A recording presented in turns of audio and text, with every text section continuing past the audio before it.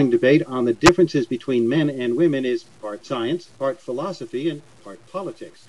Of course, everyone agrees that there are differences, and everybody agrees that individuals vary greatly. The argument is about human nature in general. Does biology dictate that men are more aggressive and women more nurturing? And if so, does that mean that men are more likely to succeed as CEOs or fighter pilots, while women might make better doctors and raise children better? Or are we typically raised into these roles and conditioned to accept them, and would it all be different if society just chose to make it so? Over the weekend, the Catholic Church weighed in on these issues in a letter to its bishops. We'll hear about that in a minute. And for much of this hour, we'll talk with the authors of two new books on opposing sides of sex or gender differences. Even the terminology is open to debate, as we'll find out. Later in the program, the Federal Aviation Administration scolded the airlines today over the chronic and sometimes maddening delays at Chicago's O'Hare Airport. We'll find out what they propose to do about it. We'll also find out if Illinois Republicans have found someone to run for the United States Senate against Democrat Barack Obama. But first, men and women, nature and nurture, and the implications of this debate for public policy. What do you think the differences are? How important are they? And what, if anything, should we be doing about them? Our number here in Washington is 800-989-8255. That's 800-989-TALK. Our email address is totn@npr.org. Joining us now to find out more about the Vatican letter, we go to Rome to talk with John Allen, Vatican correspondent for the National Catholic Reporter. That's an independent weekly newspaper. Welcome back to Talk of the Nation. Hi, Neil. What were the main points of the Vatican statement? Well, the two premises were that feminism in its radical form, and that's the term the Vatican used, and they're thinking especially of the North American version of feminism, has created two sort of cultural distortions. One is an atmosphere of hostility or rivalry between men and women, and second is confusion about those very gender differences you just discussed. That is, it's led women down a blind alley of thinking that in order to be equal with men, they have to deny that they're different from men. And that confusion about differences between the gender, the Vatican believes, has led to all kinds of things, including a kind of growing social acceptance of homosexuality. And so the document intends, therefore, to propose an alternative Christian form of feminism that would be based on collaboration rather than competition between men and women. And how is this document being received? Well, rather predictably, I suppose, among more progressive-minded feminists, the document is not going down especially well. They would argue that the Vatican has essentially read feminism wrong, that feminism was never about a kind of class struggle between men and women, but it was about emancipation of women and a celebration of femininity. Among more conservative-minded women, especially Catholic women, who for a long time have felt dissatisfied with the secular form of feminism, the document is being hailed as kind of having set the table for a new conversation about gender differences between men and women. One thing the document does address, though, is sexual discrimination for jobs, for example, and it comes out flatly opposed to it. It calls for women to have equal access to jobs. Yeah, that's right. And this is not a new position for the Vatican. I mean, the Vatican has always taken the position that any kind of discrimination on the basis of sex in the civil law is wrong and ought to be opposed. And one of the Vatican's real concerns, of long-standing, of course, has been finding ways to support the traditional family structure, and therefore the document calls for social policies that would not put women in a position of having to choose between having a family and having a career. Should also be said, Neil, however, the document also does reaffirm the Catholic Church's long-standing position that only men are eligible for the Roman Catholic priesthood. Of course, some critics would say that their advocacy of equality in the civic realm is not backed up by policies in their own house. That, of course, is a matter of great debate. The Church saying this is an issue of dogma and not discrimination. Yeah, the argument would be that that the priest stands in persona Christi, that is, in the person of Christ, and therefore, just as Christ was male, there is something appropriate about the priest being male. And they would see that not as a matter of discrimination, but as a matter of fidelity to God's design. Why this letter and why now?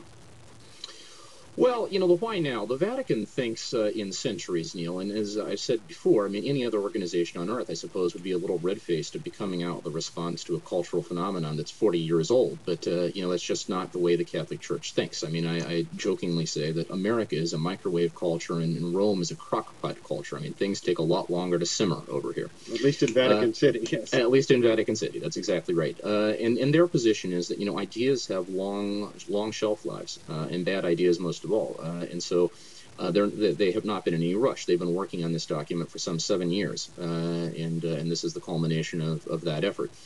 In terms of why the document, it's because I think they believe that feminism is, in a way, kind of the original sin that has generated a number of distortions that are still playing themselves out in the culture, and the current trend towards greater acceptance of homosexuality and same-sex marriage would perhaps be chief among them.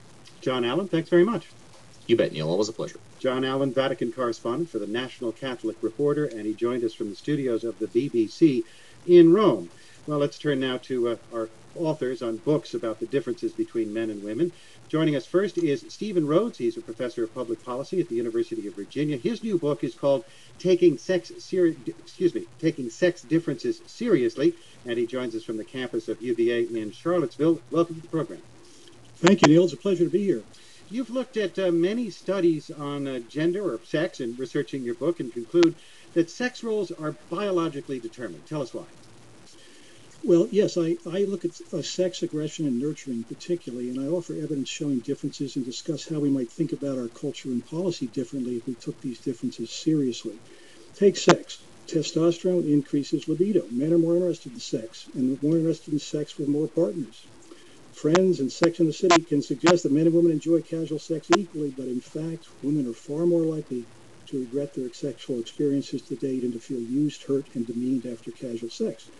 And take aggression. I showed that boys as young as 13 months are more aggressive. Adults worldwide, 25 to 30 men kill another man for every woman who kills another woman. Then I make a leap. Look at Title IX regulations, which insist on equal proportions of men and women participating in intercollegiate sports. I note that males like sports more. Boys like balls before the age of 2 more than girls do. And young men are many times more likely to play intramural sports and sports outside of school. But with aggression in mind, I also argue that since unsupervised peer groups are breeding grounds for male aggression, it's short-sighted to be cutting teams for sports like wrestling, which channel the aggressive impulses of tough young men within a rule-bound environment. And finally, I show that the greater nurturing instinct of females is clearly influenced by hormones. Testosterone inhibits nurturing. If you look at girls who've been exposed to more testosterone, they're less interested in dolls and children than other girls. Girls born with no testosterone, as an abnormality, are unusually interested in dolls and children. Oxytocin is the hormone which promotes nurturing. It's released in large quantities during pregnancy and breastfeeding. Women have more neural receptors for oxytocin than men do, and they get even more of them during pregnancy. And then I go on to argue that this biology affects adult behavior. If you look at Sweden, where fathers take leave and say they want to be the primary caretaker of their new infants, the researchers go into the homes and observe the parenting, and they find the mothers, even in these homes, do more vocalizing, smiling, tending, holding, and soothing of the infant than even these fathers do. And in this country, finally, in families where mothers and fathers try to share child care equally, both husbands and wives say that the mothers are more emotionally involved with the children and find it harder to concentrate on other tasks when they're away from them. And coming away from these conclusions, you say that there are some really policy issues we should think about, not just to Title IX. Not just Title IX. I think it affects daycare because so many women are plagued by guilt and desire to be with their kids, and I don't think that's all socially constructive. It's very, very hard for a woman to work 50 hours a week and have a baby at home. And I think we shouldn't just assume that that's just society's doing.